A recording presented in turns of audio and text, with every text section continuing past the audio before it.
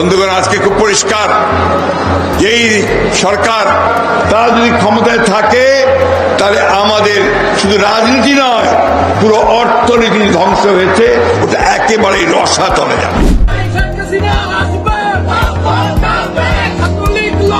মন থেকে আসলে এই রাজনীতিটাকে নিতে পারি না। আমাকে আগে সরকার চাই, হে কোনো জায়গায় আমাকে খারাপ কাম করে না। আমি লীগের কোনো ছাত্রলীগ থাকবো না। কাওয়ার ঘরের ভাত খাইয়া হয়েছে, ওরা তো বাংলাদেশের নাগরিক, ওরা তো কি রোহিঙ্গা। মুজিবের মেয়ে শেখ হাসিনা, উনারই দরকার। দেশ চালাইলে উনাই চালাই পারবো, অন্য কেউ চালাই পারবো না। দেশ স্বাধীন তো সরকারের হয়েছে লাভ, আমাদের তো হয় না, সাধারণ জনগণের তো হয় নাই। সাধারণ জনগণের যদি হইতো তাহলে আজকে আমরা এত ভোগান্তিত হইতাম না। কিসের সরকার এখন? কোন সরকার আছে? 500 টাকা বাজারে লয়ে গেলে 5 কেজি চাল কিনলে বাজারে টাকা থাকে না। আগে সরকার ছিল, ভালোই ছিল। এখন আমরা হাসিনার চাই। এখন তো দেশের অবস্থা এই যে খারাপ, অনেক বেলা খাই, এক বেলা না খাই থাকি আমরা। আপনি সব কিছু দাম বাড়তি, মাছ আমরা খাইবেন করতে। আপনি 500 টাকা ইনকাম করছেন, 500 টাকা বাজারে যান, 3 পদের তরকারি কিনলে 500 টাকা শেষ। নুন দিয়ে ভাত খাইতে খাইতে পোলাপান আর খাইতারে না। মানে আজকে কই ডিমান্ড মুখ কয় না, তো মাছান মুখ কয় না।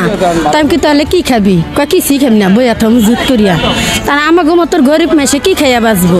কামকে খাওয়ানো কষ্ট, কামে কষ্ট, সব দিক দিয়ে তো কষ্ট। আগে তো একটু ভালোই ছিলাম ভালো, যেটা মিথ্যা কথা বলবো না, ভালোই ছিলাম। মূলা কিনলাম 40 টাকা, পেঁয়াজ হলো 160 টাকা, কাঁচা মরিচ তো এখনো মনে করো 260 টাকা। তো এখন এভাবে দেশ চলবে কিভাবে সংসার চলবে? আমার তো ইনকাম নাই, রিক্সা চলে পাই রোজ 300-400 টাকা দিয়ে সংসার চলে, বাসা ভাড়া বাড়তি। বর্তমান জিনিসপত্রের দাম অনেক, মানুষ চলতে খুব কষ্ট হইতেছে। এটা একটা সহানুভূতি করলে, বাজার শ্রেণীটা ভেঙে দিতে পারলে এই সরকারের জন্য উপকার হইতো। সরকার এই শুল্ক কমায়, ওই শুল্ক কমায়, তারপর জিনিসের দাম কমে না। এর ভিতরে ইচ্ছে কোনো কাজ যে আছে, আলু কেজি 70 টাকা হয়ে গেছে বর্তমান বাজারে। তো মানুষ কয় টাকা ইনকাম করে এত দাম দিন? এই সরকার এমন কিছু করে যাক, সারা জীবন তাদের যেন সংরক্ষণে আমলে থাকে। এটা কোনো গুরুত্ব নাই। আওয়ামী লীগ সরকারে থাকা অবস্থার কি এইগুলো আসলো না, এটা আমরা দেখিও নাই। আওয়ামী লীগ যে সময় আসল আর কি ওই সময় চলছে ভালো। আপনার বর্তমানে এখন যে সময় গদি ছেড়া দিছে, এই দাঁড়িয়ে ধরে আপনার বহুত ডাকাতি চিন্তায় হয়। আমার থেকে গাড়ি লয়া গেছে এখান থেকে একটা পেসেঞ্জার লয়া গেলে ওই নতুন রাস্তা লয়া যায় বা টেগুরে লয়া যায়, 2-3 জন মানুষ খারাই মনে আপনার চাকু মাকু টাকা মাইনছে, টাকা পয়সা লয়া যায়। ধরুন আপনার গাড়িও চলে আর কি অনেক শান্তি পাওয়া যায় না আর কি। মানুষ মাল কিনেও শান্তি পাওয়া যায় না, ওই জায়গায় যা শান্তি পায় না, জানেন ব্যবসায়ীগুলো শান্তি পাওয়া যায় না। চিন্তা টাকা লওয়া যায় আর কি, কায়দা করে টাকা টোকা লওয়া যায় আর কি। না জীবনের কোনো পরিবর্তন, আর প্রশাসনও আপনার ওই জায়গায় কমই থাকে ওই জায়গায় বর্তমান। দেশের পরিস্থিতি ভয়াবহ অবস্থা। দলীয় সরকার ছিল, একটা নিয়ন্ত্রণ ছিল। এখন অন্তর্ভুক্ত সরকার সেই নিয়ন্ত্রণ করতে পারতেছে না। ফকিরুদ্দিনের আমল মানুষ বসিনা টান করে চলছে, লাগাম টাইনা রাখছে। এখন এই সরকার লাগাম টাইনা রাখতে পারতেছে না। লাগামের যদি নিয়ন্ত্রণ ঠিক রাখতে পারতো তাহলে দেশের জনগণ এত বড় ভয়াবহ অবস্থায় পড়তো না। কারণ সন্ধ্যা হওয়ার আগে বাসা যাওয়ার চিন্তা করে, আর আগে তো রাত বেরো চলতো, মানুষ চিন্তা করতো না। রিক্সাওয়ালারা কইতো ভাই আজ চল। দীর্ঘ 15 বছর শেখ হাসিনা রাষ্ট্র চালাই গেছে, আমরা তো নিশ্চিন্তা ঘুমাইছি। আমরা কেউ ডাকও দেয় নাই। এখন তো গড়তে বাড়িলে চিন্তা ভাবনা করে বাইরিতে হয়। আওয়ামী লীগের সরকার যাওয়ার পরে এখন হাইজাকার, নিশাখোর অনেক বেড়ে গেছে। গরিব দুঃখী ভাইদের কাজকর্মর সমস্যা। তত্ত্বাবধায়ক সরকার আসার পরে বলছে যে সব জিনিসের সদাই বাতি ইত্যাদি কমাইয়া দিব, কিন্তু আলুর কেজি 80 টাকা, পেঁয়াজের কেজি 170 টাকা, মূলার কেজি 80 টাকা, করলার কেজি 120 টাকা, চাউলের কেজি 80 টাকা।